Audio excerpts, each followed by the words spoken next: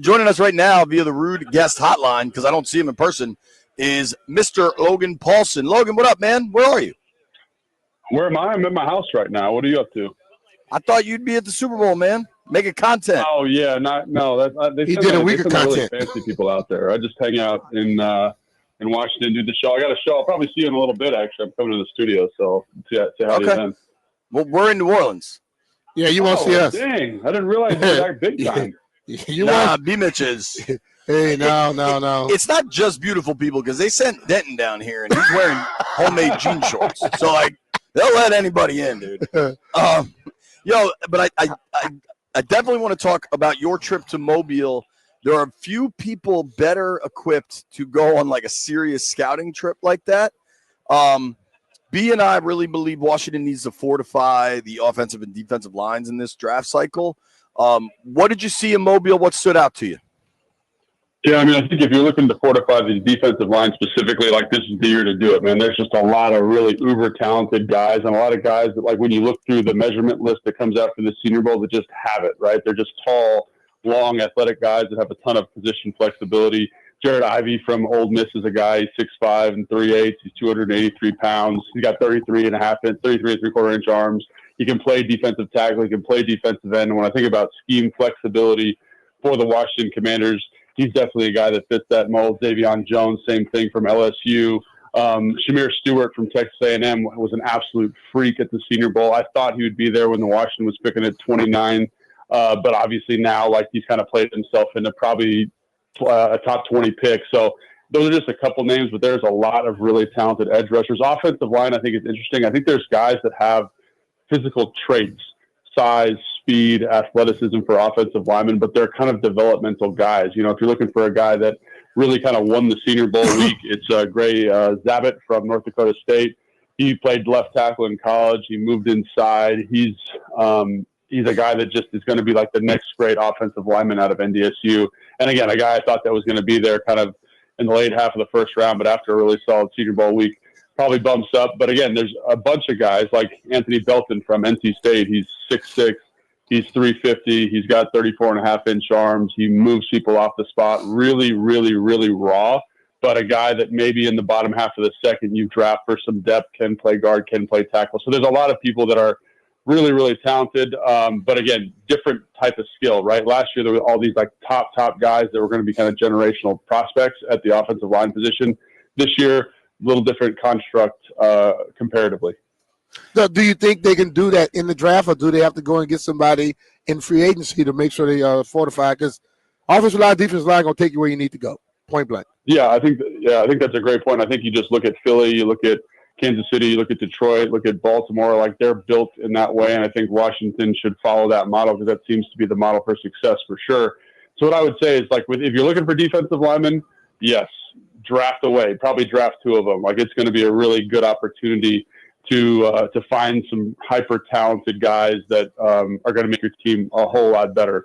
I think with regards to offensive line, it's going to be, you got to be a little bit more selective. You got to kind of say, we like this mold, we like this athlete, and we trust our staff that they're going to develop him. We got a bunch of guys like, Wyatt Millam from West Virginia. He's moving from tackle to guard, struggled a little bit at the Senior Bowl, but again, a guy that has tremendous athletic upside, but is going to need some time to grow. So I think there's a lot of guys like that kind of check the box physically, athletically, but technically still need some work to do. And so if you trust the offensive line coach here to get that done, I do think there's opportunities, but I think you just need to be a little bit more selective than you would with the defensive line in this draft class, which to me, there's so many guys on the defensive line that can impact your roster. You know, you could probably find a guy on day 3 if you were really looking hard for it. So, Logan, one thing that's interesting is, especially on the offensive line, people are like, oh, well, who are you replacing? And it doesn't necessarily mean that, because you're trying to just get depth going. Yeah. Even if perhaps there are changes coming. Like, if you just look at contract structures, Wiley's going into a year with no guarantees on there, things like that, right?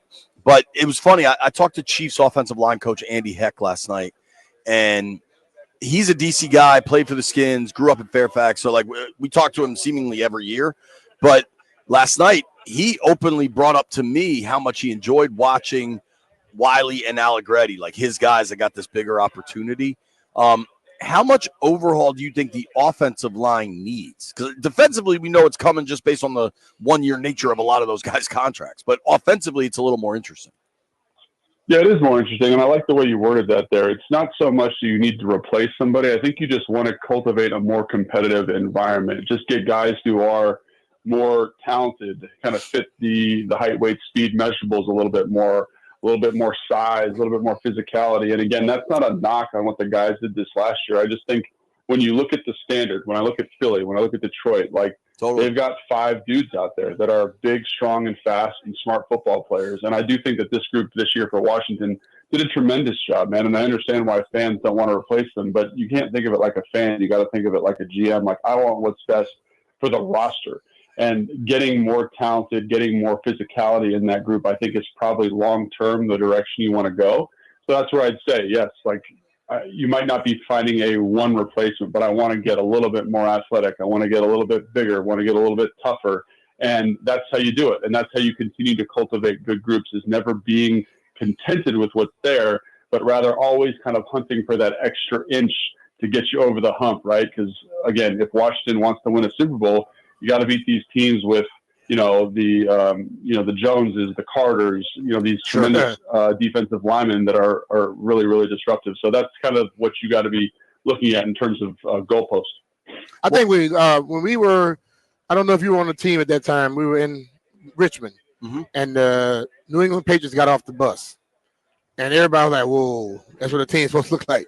That's how it looks when you look at Philadelphia Eagles line and you look at their defensive line. And I think you got to get to that point where when your guys get off the bus, they put fear in people's heart too. People get replaced in the NFL every year. I don't know many people that have the same offensive line for 10, 15 years. So it 10, happens. 15 games. Yeah, it happens. So I think fans got to realize this is not about, the person's going to – free agency means you're not going to be in the same team for the rest of your life. Well, dude, it doesn't happen. Going one step further, Logan, I don't know if you'll agree with this. Talking with our friend Logan Paulsen, a ton of Commanders content. Check him out at Logan Paulsen 82 on Instagram. Did I get that close to right? I think it's, I don't even know what it is anymore. Logan or Paulsen, Logan _ Paulsen, Logan _ Paulsen 82. There we go. Logan _ Paulsen 82, and check out all his content on the Commanders website, the Take Command website with our boy Hoffman via Odyssey. But dude, not to give away state secrets, right? But during the Ron era, there was real dissension within that front office on some of the philosophical decision-making as it related to size, where they would eschew. I mean, the easiest thing to point to, and I know there was a screaming match on draft day about the Forbes decision when Gonzalez was there. They're like, yo, this dude has prototype size, speed, every measurable you have. And then you look at a lot of the decisions during that Ron era, it seemed like they were not scared to move away from what you would want size, speed. Just looking at the people Peters and Quinn brought in through the season, especially like kind of the, I don't want to say bottom of roster, but like the guys that are coming in practice squad, getting elevated, guys that are getting released over the course of the season, size, physical size, especially on the O&D line, seemed like it was absolutely a priority. Did you notice that as well? And did you kind of notice how the Rivera group did not maybe quantify or seek that out as much? I definitely did see, specifically with regards to the offensive line, there definitely seemed to be a push to bring in a specific type of body type. Massive. I mean, Darkwa from Howard was the biggest offensive lineman in last year's draft. He was a rookie. They brought him into practice squad. Hunt, he's like a 340-pound guard tackle hybrid, right? Like they have a type of person that they're looking for there. And again, when you are there's advantages to big people, there's advantages to small people. Ultimately, you got to play football. But I do think, to your point about the Ron Rivera staff, like, there is a reason there are thresholds for positions. There's reasons that offensive linemen have 34-inch arms. There's a reason that they tend to be 6'4" to 6'6". Like, there's reasons for that, again, because, like, when you look at what's the word I'm looking for? When you're looking at, like, kind of the statistical outliers, probability of you making it at the position, those measurements are relevant. So I do think that that's something that I think the Washington Commanders currently have a style, a type of player, a type of body type that they're looking at, high physical upside. But I also think the Rivera staff, they kind of just ignored some of that stuff in favor of good football players. Now, I'm never going to tell you not to take a good football player because of size. I think Mike Sanderstill is a perfect example of that. Great leadership, tough competitor. But I do think like you got to consider like what you're getting and whether that player has the ability to overcome physical limitations that other people have at the positions. I think the Forbes Gonzalez example is a really, really good one there. But I think there's always outliers. Mikey played a position where you can be that size and be great at it, and he was super intelligent, so it works. Some of these other positions, you better not be that little bitty old dude trying to go play against those mammoths. Right. There's always going to be outliers, but it seemed like the Ron era was about proving how much smarter they were than everyone, and they sought out outliers. That's like generally not how it works. You know what I mean? Yeah. Generally not how it works. I mean, historically not how it works. Like look at Mike Mayock and what he did in Las Vegas. When he was there with Gruden, like they were always kind of going against statistically what people were kind of projecting them to do, and it never really worked out. Like there's a reason there's like a draft consensus. There's a reason there's a big board. There's a reason you have scouts. There's a reason you go through this whole process is to mitigate risk. And I feel like when you kind of bet on traits and bet on qualities, you're mitigating risk. And Mike Sanderson is an interesting example because even though physically he didn't admit it, like his movement skills are off the chart, his intelligence off the chart, his compete and his toughness are off the chart, and those, in terms of categories, are just as important. So, yeah. Last thing, because I know we got to let you go, but what do you think of the backs in Mobile? I think running back in the draft is going to be a sneaky priority. Everybody's focused on receiver, understandably. There's 2 under contract, but what do you think of the backs? Yeah, I mean, I thought all the backs actually were really impressive, just in terms of how they kind of encapsulate what it means to be a modern back. You got Harvey from where's he from? UNC, I want to say, and then you got Etienne from Georgia, guys that can catch the ball well. They've got quick feet. Not the biggest guys in the world, but I think that's the fun thing about this year's draft class is you got a bunch of guys like Martinez from Miami. He's 235 pounds. He's a big bruiser. He's 6'3.5". Like they've got your style of back, what you're looking for. It's here. This is a very, very deep running back draft class. There's probably, just from what I've been reading, probably about 20 to 25 guys that are going to get drafted this year playing running back, which is very, very unusual. And so, like, whatever you're looking for, man, all these guys are good football players. They catch the ball well. They run hard. They've got good vision. There's warts on all of them. But I do think if you are looking for something of value in this draft, we talked about defensive line already. The running backs and the tight ends actually are positions where you're going to get great value, a really, really competitive football player, probably in some cases on day 3. So in terms of players I expect them to draft, running back is 100% one of them, partially because of the value there. It's not necessarily an indictment of the guys that were here, but I think there's just such good value there. I think it'd be kind of foolish to pass up on one of those guys. Now I can update this list. It's my list. I'm free to update, and I will after Indy once we go to the combine. But currently, top of my draft crush list is the kid Restrepo out of Miami. Did you watch him at all? Yeah, no, I think he's Logan just laughing he's a at my fun crush receiver to list. watch. That's Tanner's boy. Oh, is he? He's tough, dude. I just love toughness in small guys like that can play really. Like you described Zach Ertz route running so beautifully last summer when they signed him and we got to start watching him. Restrepo seems like a slot guy that runs routes like that. And obviously, he doesn't have the body control that Ertz has because Ertz is a freaking block of granite. But I just think that kid's going to help an NFL team. No, I would 100% agree with that.